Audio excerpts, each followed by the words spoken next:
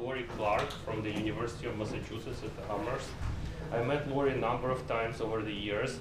She is extremely well recognized in the software engineering community. She is the ACM and IEEE Fellow. She received in 2012 the ACM 6 Soft Outstanding Research Award. She has been a department chair, had been a department chair until last year for 4 years. And her research is extremely well known.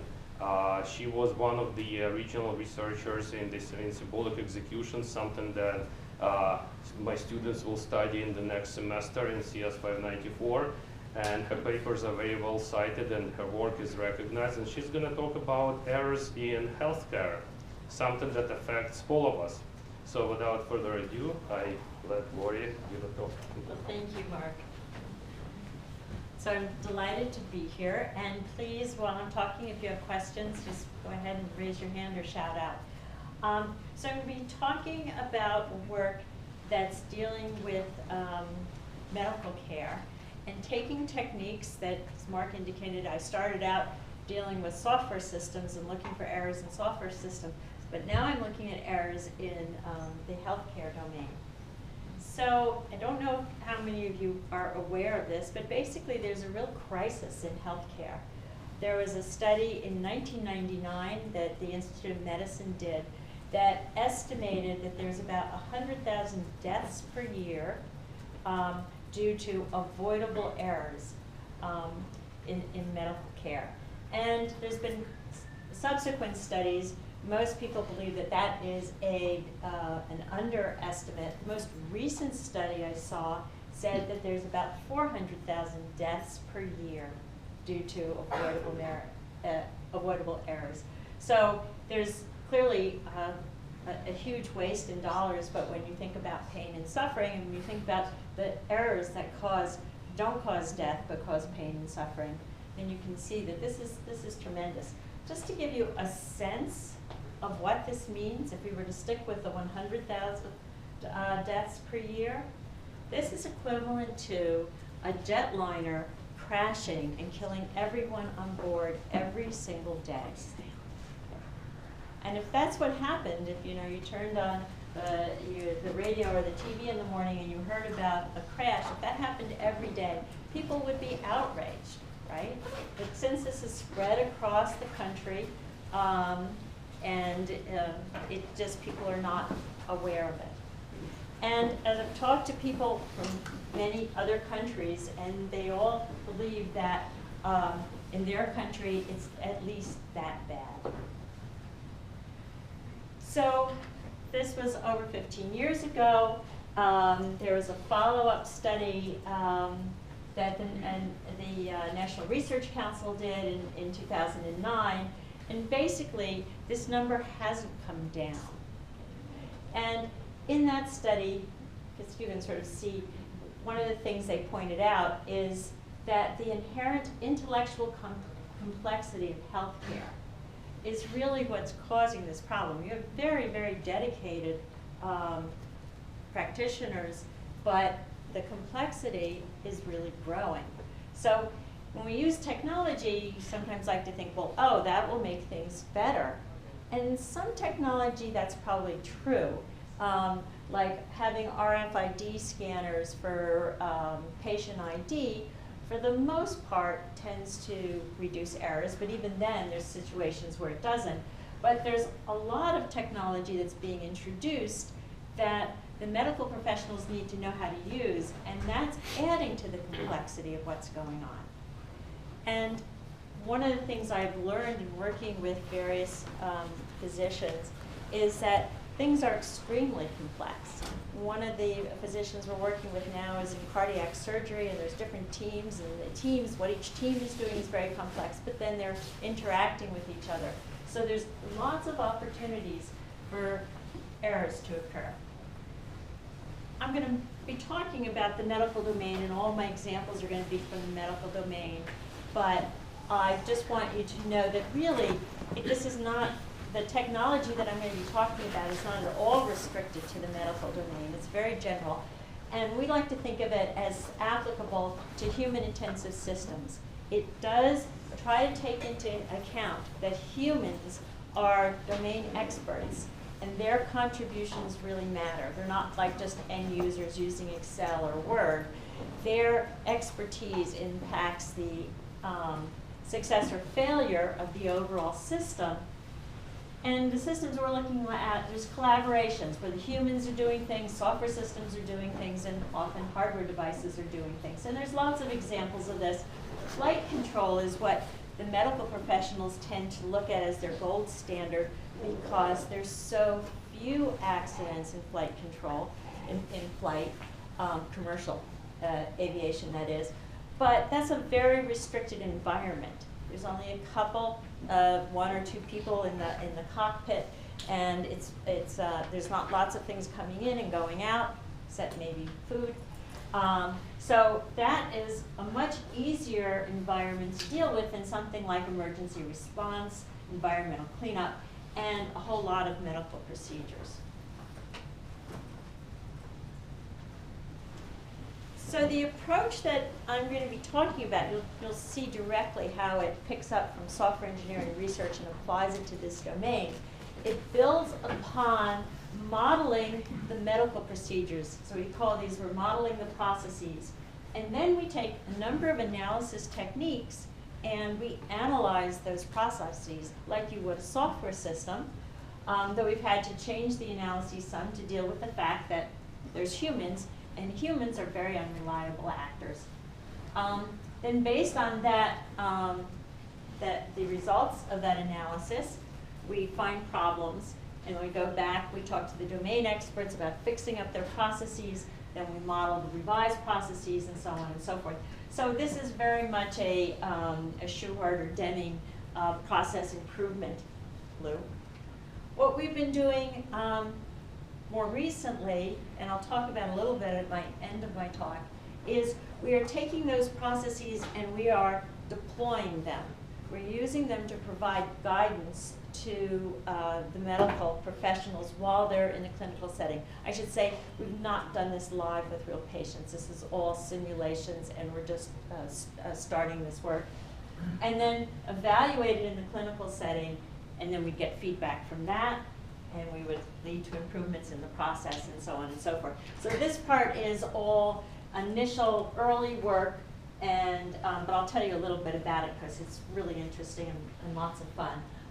But again, we get this cycle of improvement. Yes? What is your output?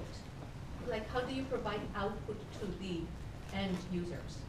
So in this part where we're doing this, we create, and I will show you an example of this later, what we call a smart checklist.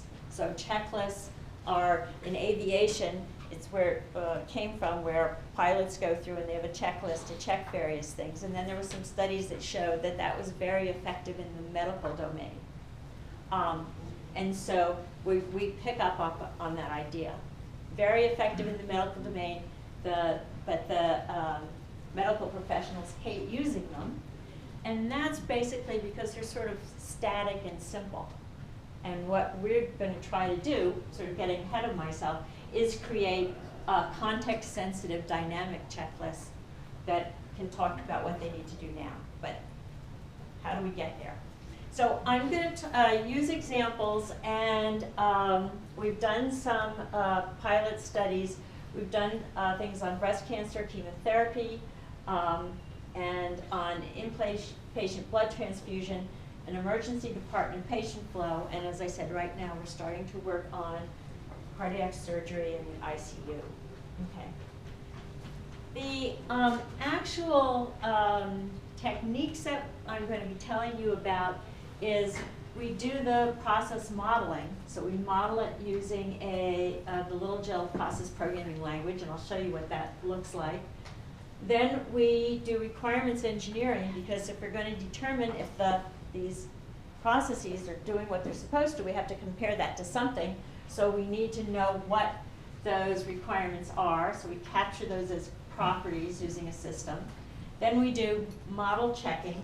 Are people familiar with model checking?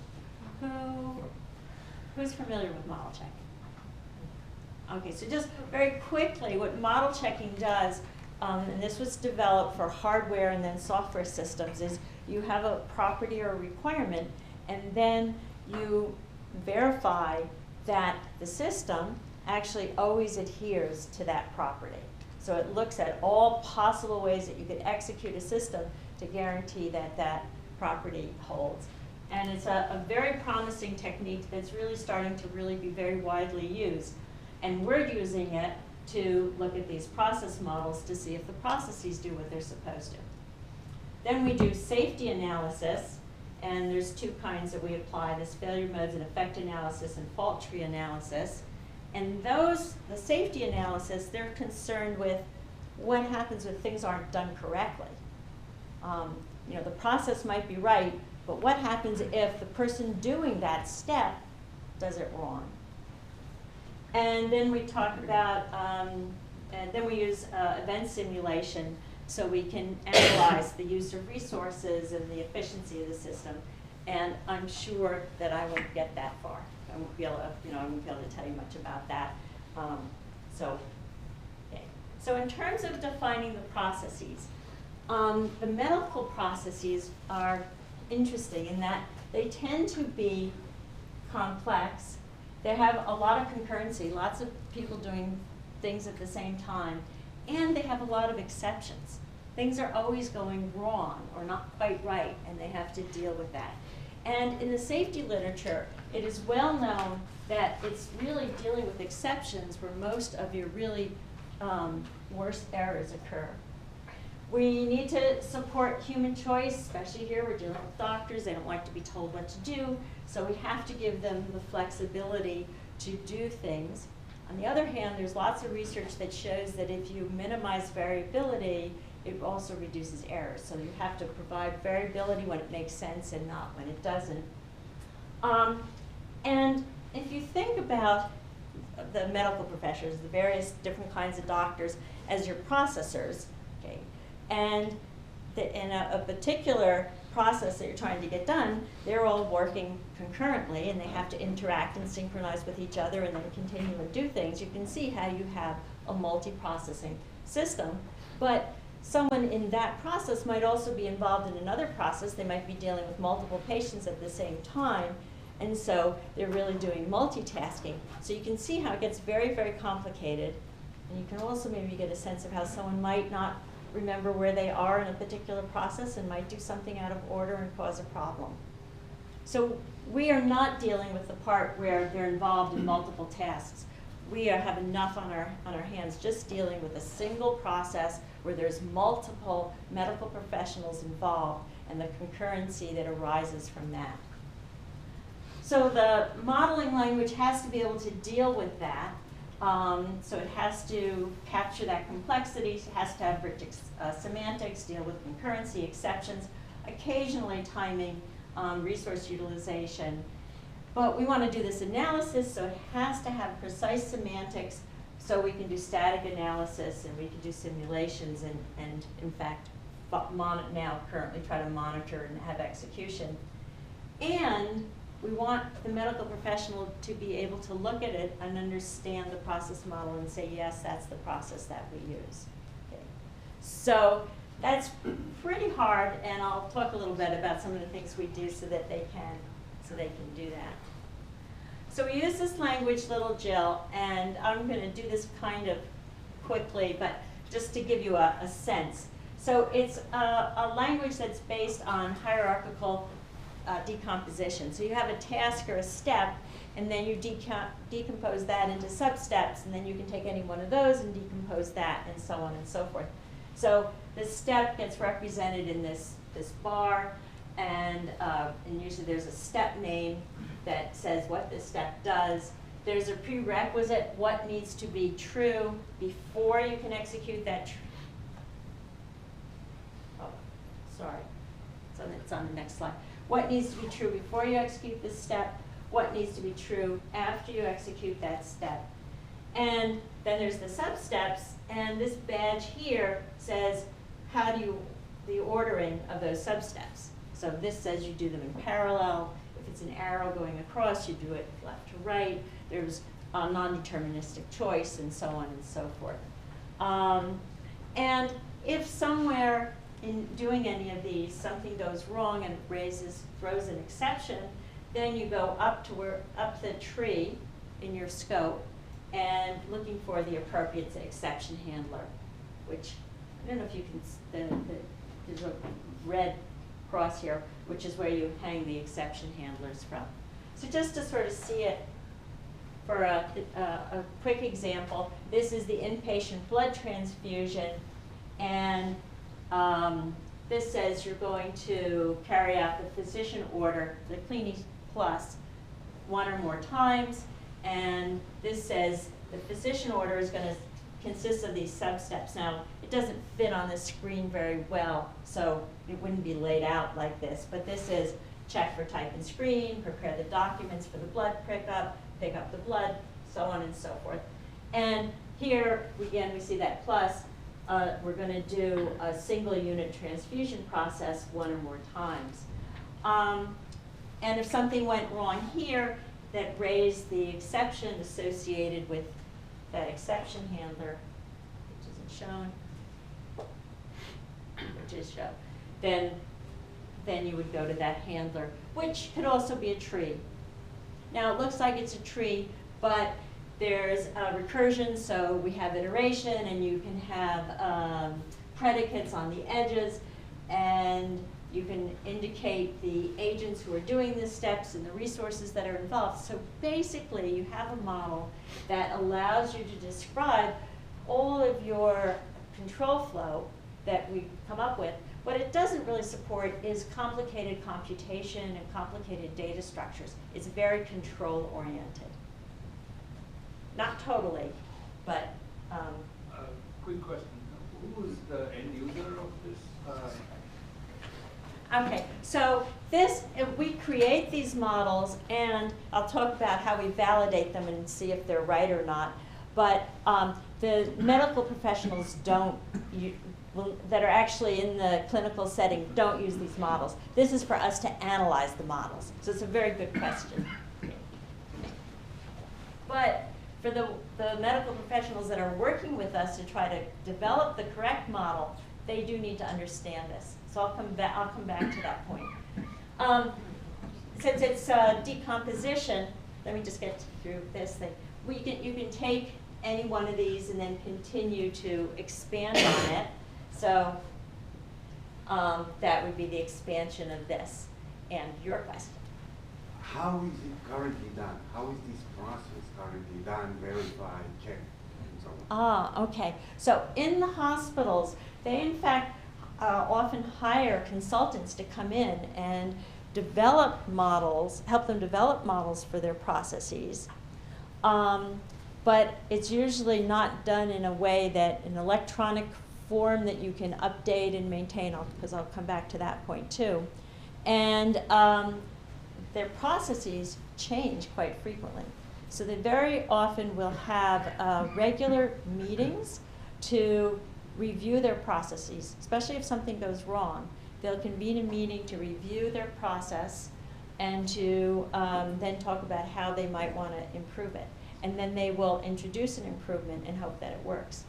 And I'm going to come back to this point about when they're doing it manually, based on their understanding of the process, how that relates to versus our approach, where we have a representation of the process and we can do hypotheticals. We can say, okay, if you make this change, this is what happens to your process. So they have meetings and they have, okay, so they document the revisions to the process.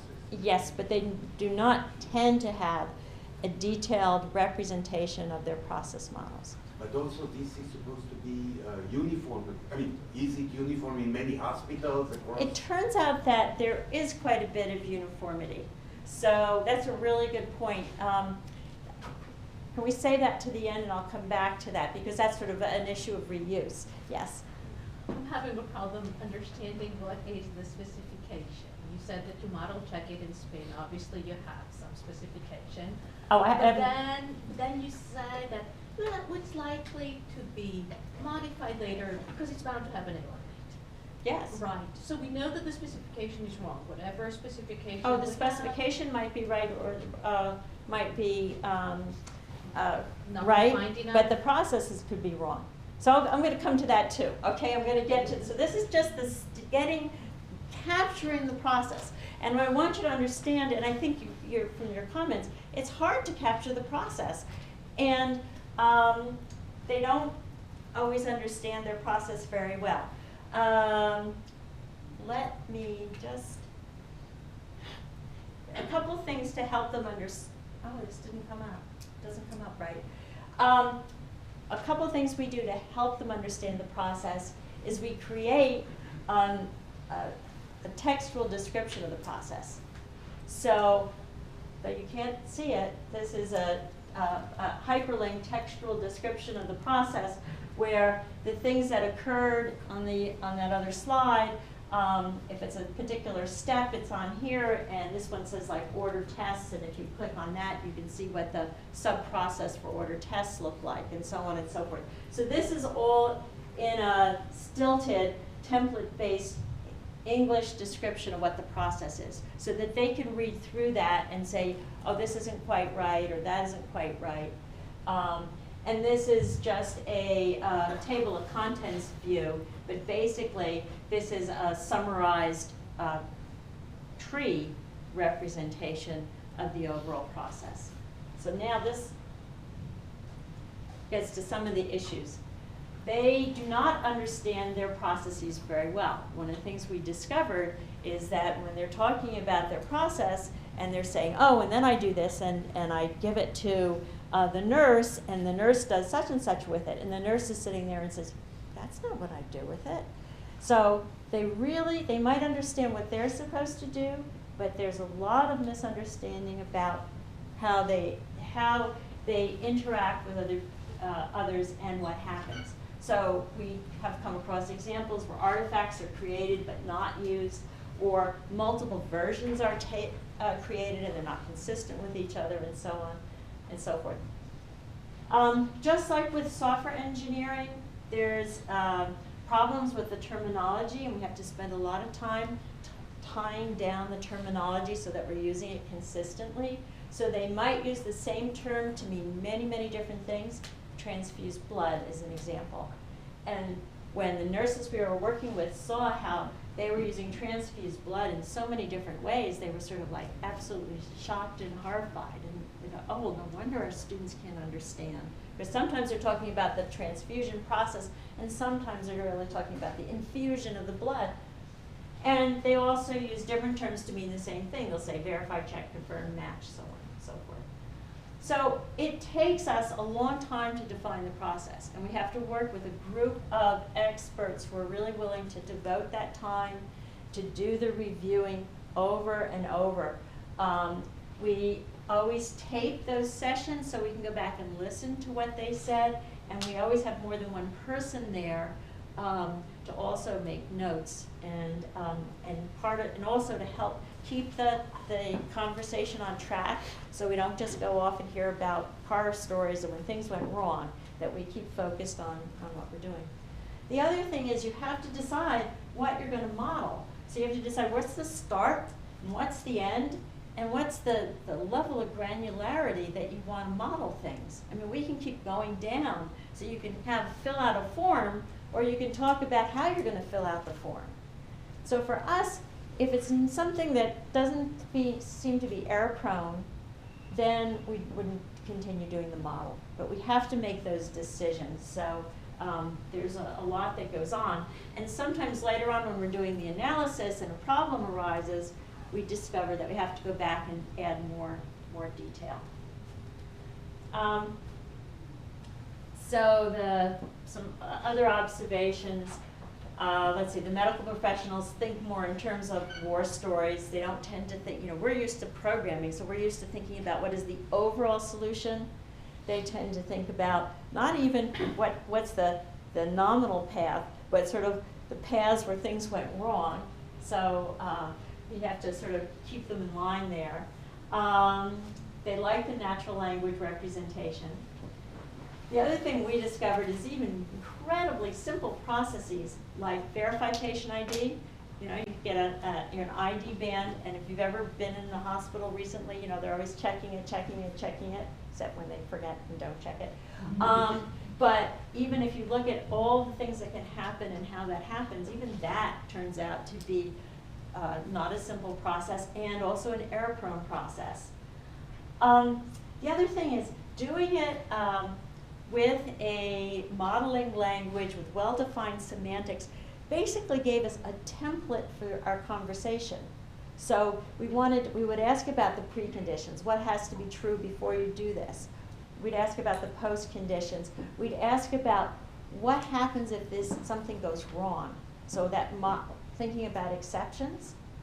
And the thinking about exceptions really opened up a lot of problems because very often that wasn't very well defined what happens when these exceptions arise. And as I mentioned, that's where lots of errors occur. The little Jill representation seems to work out very well, but and it has a lot of nice things because it has well-defined semantics and it supports concurrency and very, very rich modeling of exception handling. But there could be other languages that would work. UML wouldn't work because it doesn't have well-defined semantics and it doesn't have support for the exception handling and it doesn't have good support for concurrency, but there could be other languages that work. And really, from my point of view, I mean, we want to be able to create a model that we can ask questions about and that we can get these answers.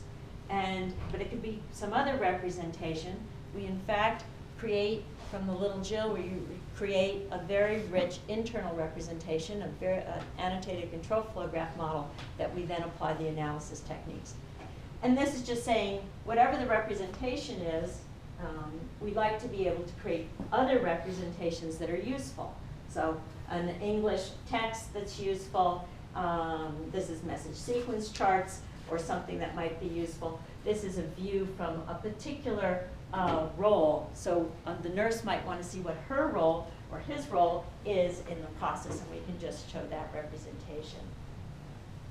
Okay, so that's okay, yes. In a typical setting, the number of, what is your experience with the number of principals or the subjects involved and their roles?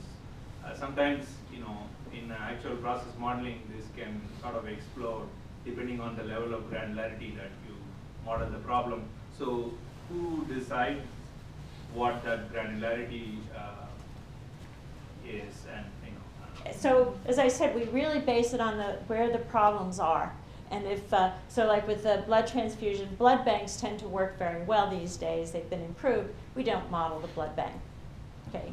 But cardiac surgery, there's teams, and each team is multiple people. And if we're really gonna look at that, we have to model whatever we wanna reason about.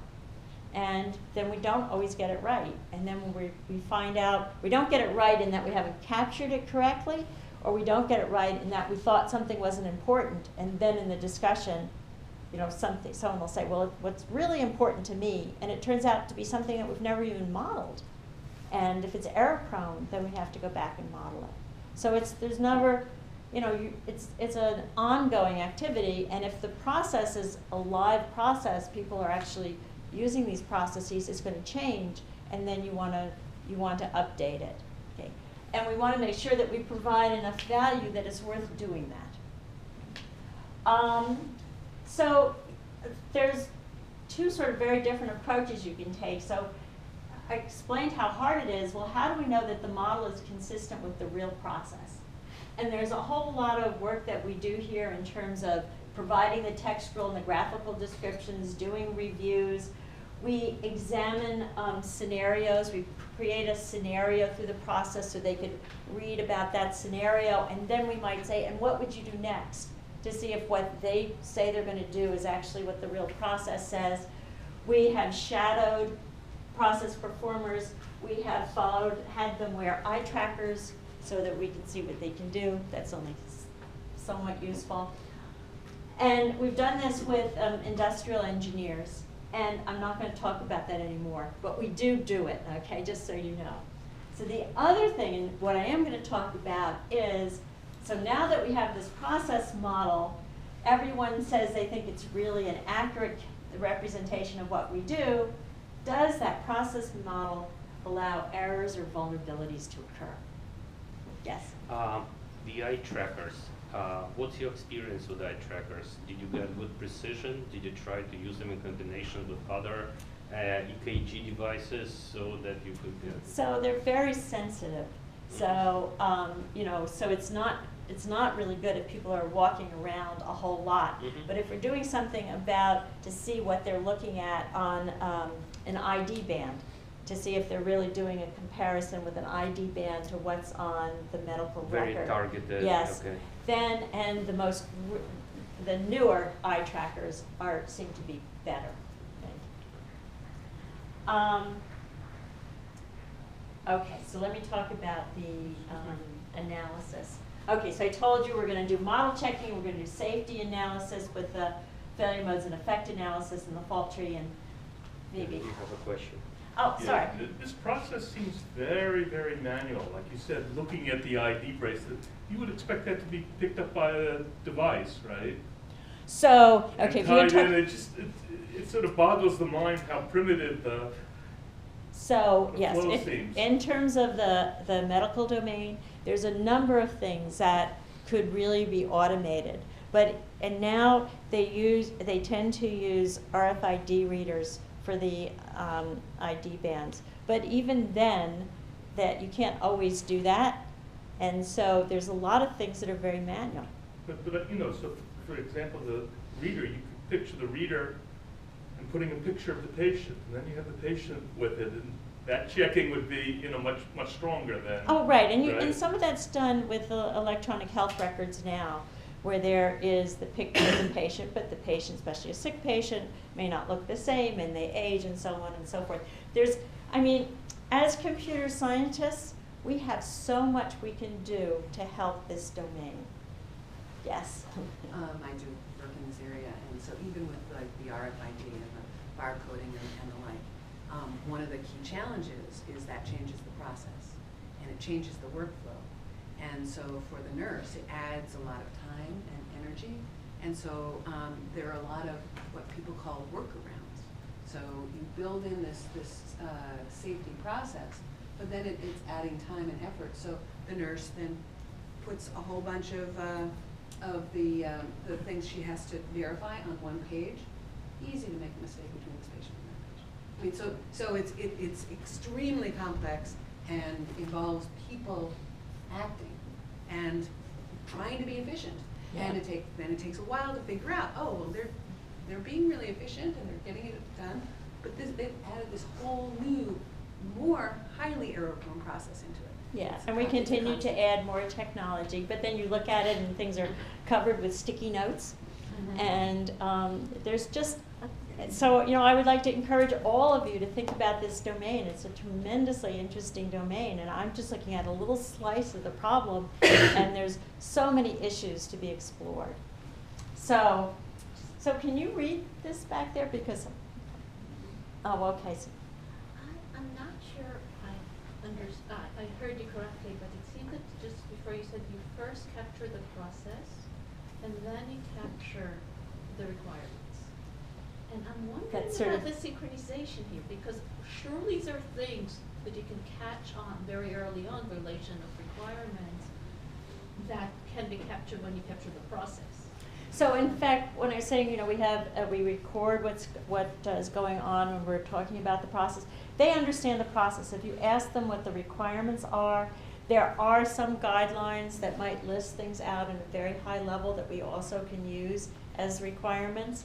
But if you just say, what are your requirements, we wouldn't get anywhere, okay? Because, we're used to thinking about that. They're not, but they can tell you lots and lots of details about their process.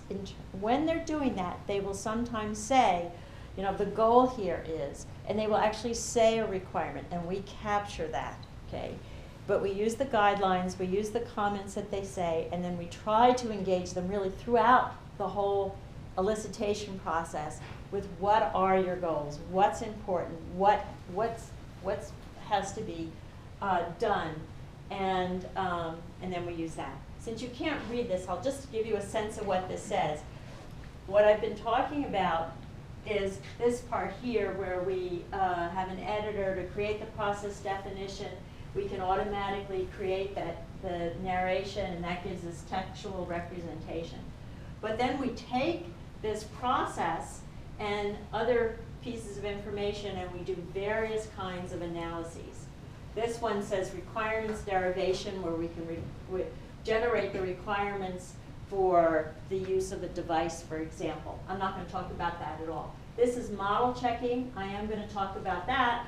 And the first thing I'm going to talk about is how do we capture the properties that you asked about. The fault tree analysis, we have to say what our hazard is and build a fault tree for that, and then do the analysis. Failure modes and effect analysis is next, and then this is this simulation. So this is basically our current environment for analyzing the process models that we create. And I'm going to talk about the model checking. So I think I'm really running. I have till noon? No, you still have time. But I have till when? Until noon. Okay. So I'm just going to do this very quickly. We have a system to help us capture what the properties are. And it's based on property patterns that was proposed by Dwyer, Brunin, and Corbett. And one of the things in looking at that, there weren't that many people here who are familiar with model checking, is that the patterns, for each pattern, you had to then go to the web pages to read about the options that were associated with the patterns. And what we did is we made that all very explicit. And we provided this natural language templates where you could pull down sentences that said what was supposed to be true about your property and pick those. And from that so that was one way for non-computer scientists to look at what the properties were supposed to be. We do show a finite state automata representation, but it has places where you fill in additional information, where you fill in what these options.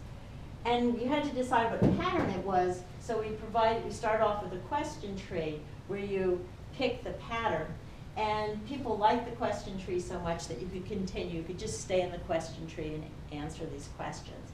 So for a property, here's a very simple property, but to give you a sense of what a property looks like, this is the patient's identification must be verified prior to transfusing each unit of blood product.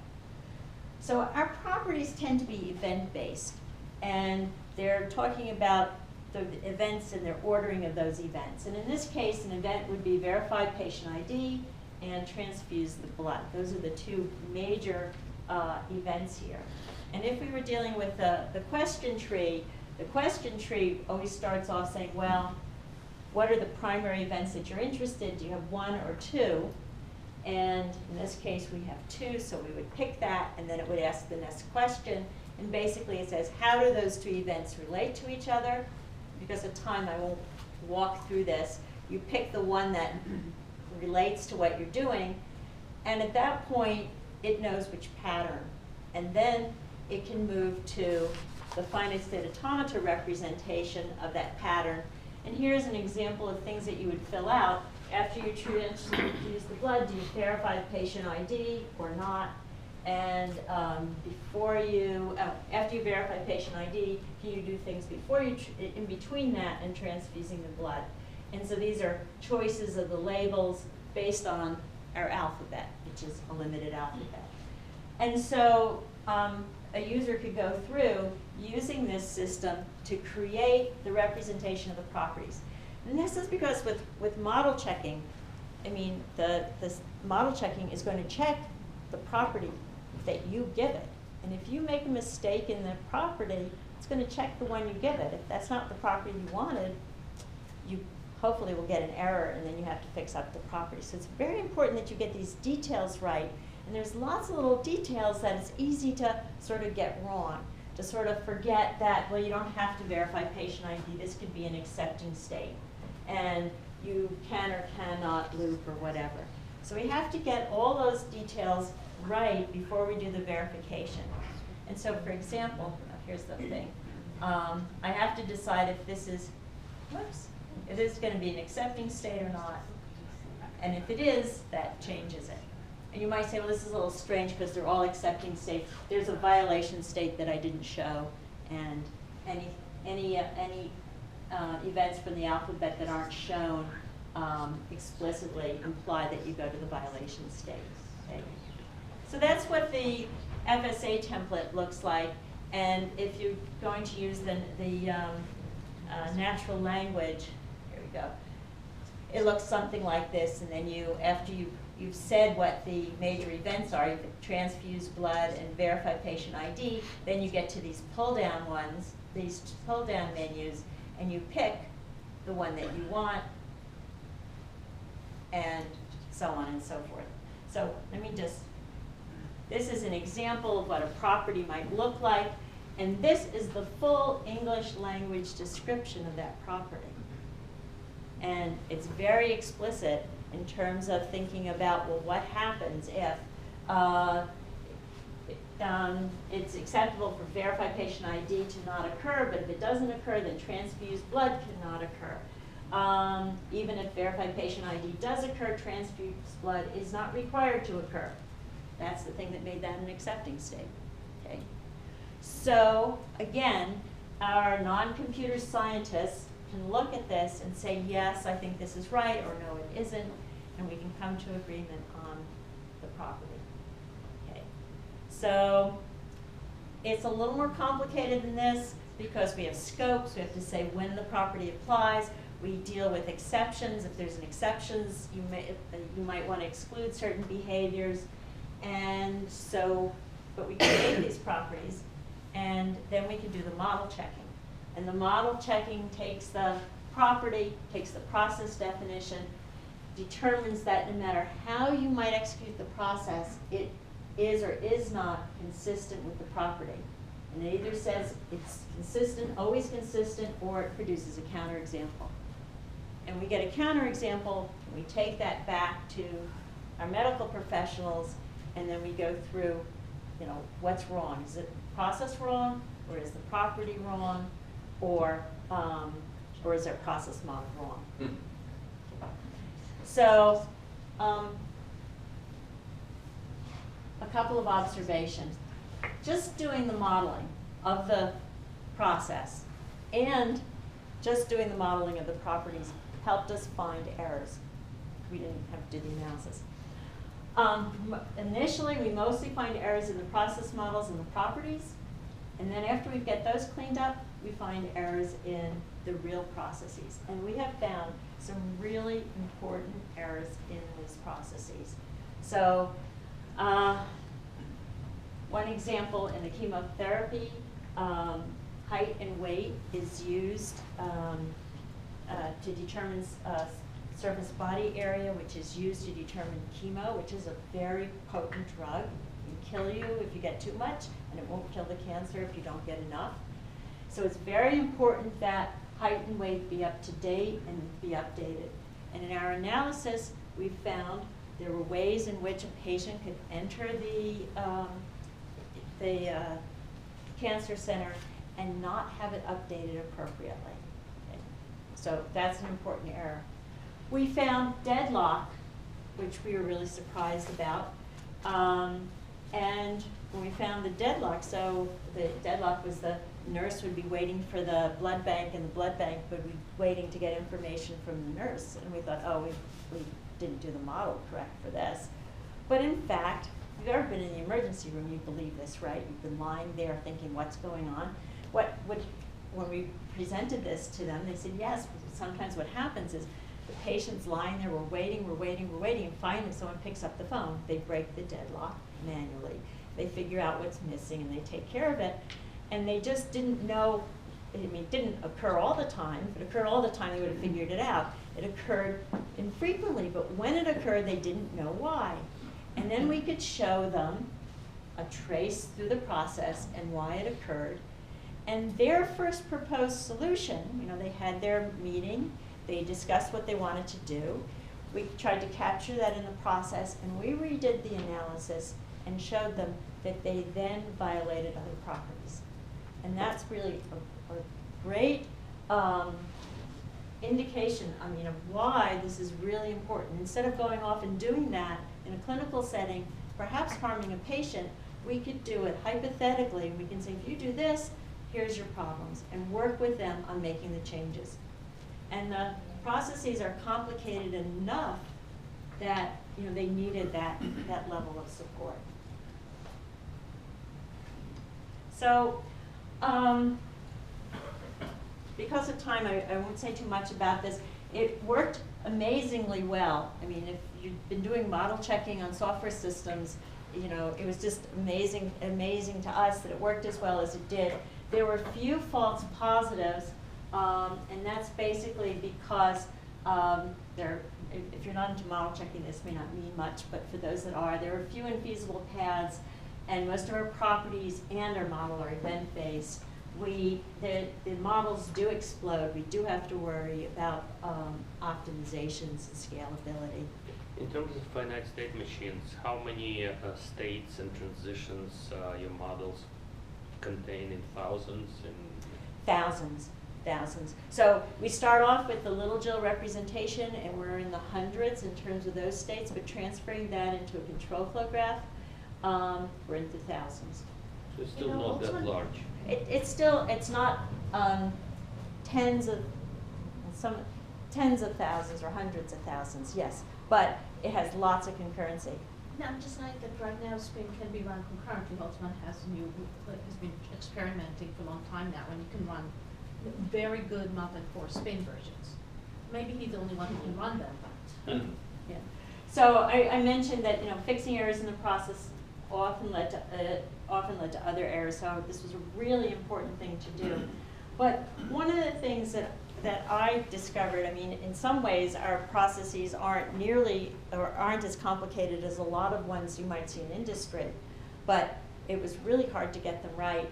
And people who develop these process models without doing extensive validation, I would have absolutely no faith in them at all.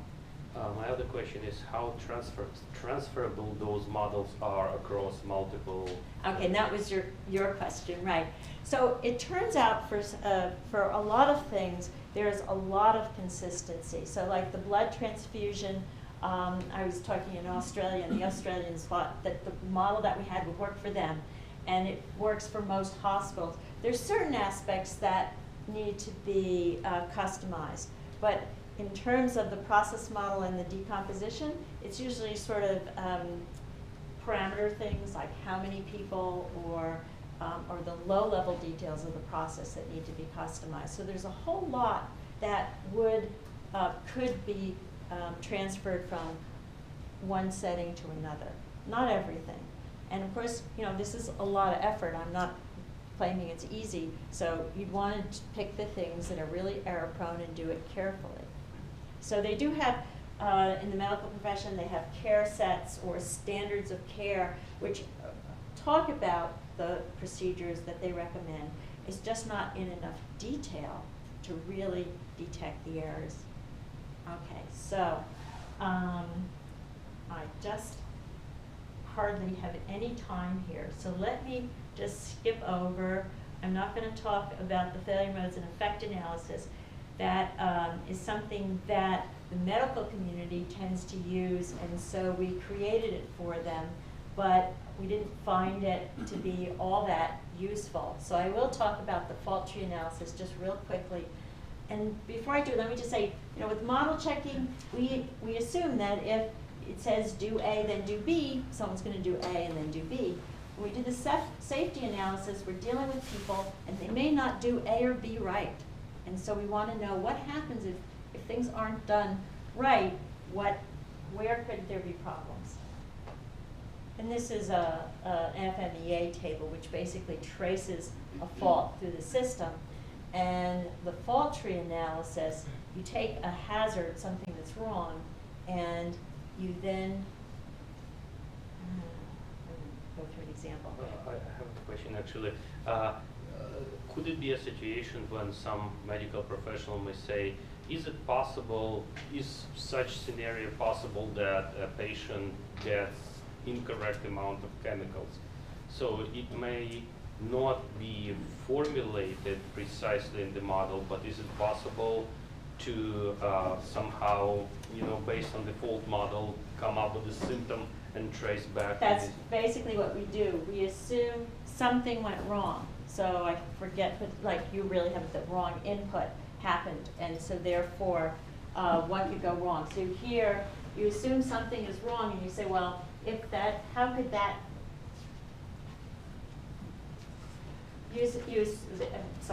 The FMEA assumes something is wrong, and as it traces it through the system. Yes. For the fault tree analysis, you think about what would be a dreadful thing to happen, and then you talk about how could that come about. All scenarios that make it possible. Yes, and this is going to, so this is the blood unit for the blood transfusion is wrong. Well, how could that be wrong? Well, it's wrong because when you picked up the blood at the blood bank, it was wrong. And how could that happen? Well, it could be that it happened at the blood bank, or it could be that you got the wrong type and screen, and then you follow it through, and you just continue to do that, and you create these very large trees.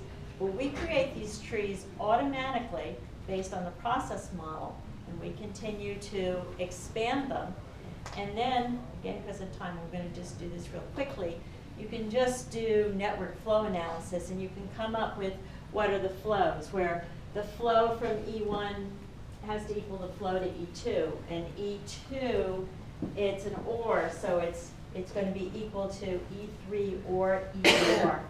And then you do some substitution and simplification, and you put it into conjunctive normal form, and this tells you the collections of things that would cause the fault. So this would be a single point of failure, and I think E4 is just having the blood bank do it wrong, and E11 and so on and so forth. In this case, as soon as even you start to get here, it's not so easy to see what the combinations are. And then you look at those combinations and you say, oh, this actually could happen very easily, so I really want to change my process so that's not the case. Ideally, you would have probabilities for when these things happen, but they don't. So, but they can look at it and they can say, oh my gosh, the person who's doing this task is not very well trained, and this is a single point of failure, and might want to reconsider it. And so again, in doing this analysis, we found some very surprising single points of failures that led them to change their processes. And so it turned out to be very effective. As I said, the FMEA tables weren't all that useful, but the fault tree analysis was very useful. Fault trees can be god-awful, okay? And if you change your process, can you imagine manually recreating this? I mean, that would be crazy. And if you're dealing with a process that changes. So it's very important that we capture the process, we make changes to the process, and we can rerun this analysis. And there's also no point in creating this fault tree if you haven't really carefully verified that the process model is what you want it to be. Okay, I'm just going to skip over anything about simulation, and I'm going to talk about what we're doing now.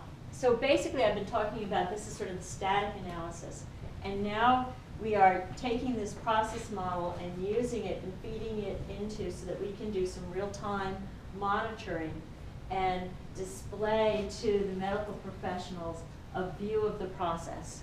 And we would never, as people noted, that we would never use the little Jill process representation. What we create is this smart checklist, which sort of says you're in this process and these are the sub-steps, and you can open and close and see the sub-steps. If it's gray, it's been done. If it's green, it's happening now. This can tell us the status of what it is. This is when an error arises, and you can fill in some additional information. Picture of the patient, information, vital signs, and information about the patient. And so we are experimenting with this right now. Yes? Where do those smart checklists live? Do you print them out? Are they in the electronic? On a screen. On the electronic medical record? No, on a separate screen. So they can really even be done in a handheld, but that's too small. So it's better to have them on the screen. If we're like in an ICU or something, and again, this is all very preliminary, it would be up so everyone could see it on a large screen. So you can look and you can see. So it gives you, you can scroll through and you can see what's happened in the past, and you can even see a little bit about what's supposed to happen in the future.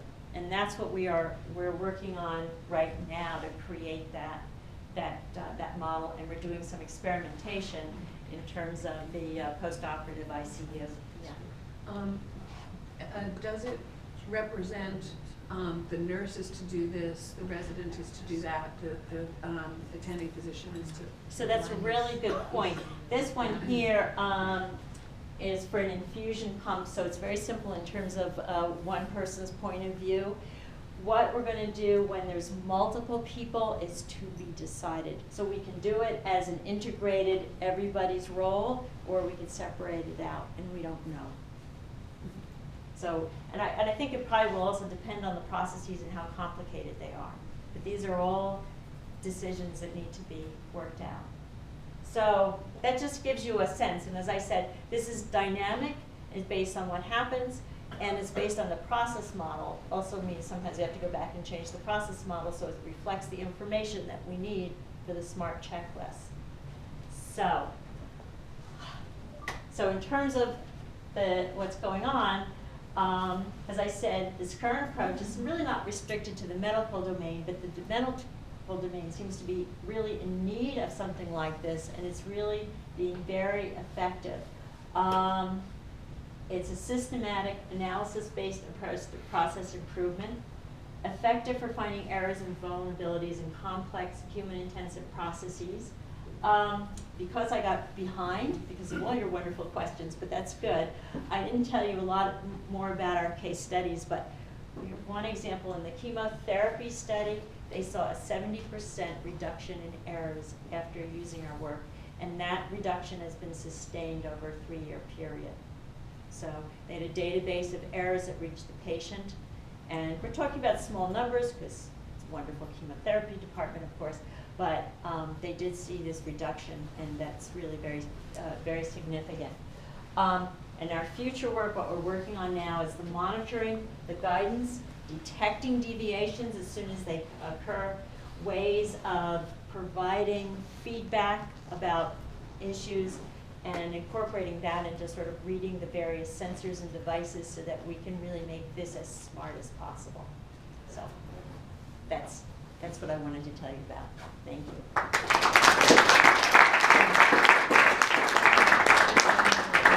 We have time for a few questions, Bob.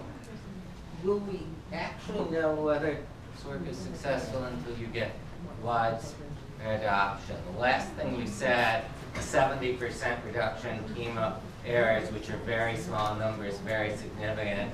I bet as a statistician in terms of p-values, that's utterly false. That I'm thinking you're going to have to get adoption at many dozens of institutions to reach statistical significance for this work. Well, for the... What's your sense? There's enough cases and enough errors that it is statistically significant, but it's done in one hospital on one process with one group of people. So to really know if it works, you really have to do it at a number of locations, and we're not even anticipating that because we don't have the funding for that kind of work. So, but yes, you're right. I mean, to really know, we'd have to do it much broader than what we did. This model seems like it works great for a lot of tasks that nurses have to do, where there's a lot of process and maybe less diagnostic or executive decision that needed to happen. Do you think that this will generalize to people higher in the hierarchy? Yes, as I said, we're looking at cardiac surgery, which is pretty up there. And would that be the processes that the surgeon is doing? Surgeons and the yeah. teams, and there's so much that's going on that yes, and there's so much in terms of tasks that need to be done in synchronization. Now, in terms of really deciding, what's the diagnosis, what could be done, we might be able to provide some of the information that would be useful, but we're not, that we're leaving to the physicians and the nurses. But there's so much process, there's so much control flow, there's so much activity that goes on, and it's a source of a lot of these errors. Okay, so if we can make their lives easier, maybe they'll make fewer errors in those other things. But it certainly does not deal with everything. Is there another question? No, that's it. So let's thank the speaker.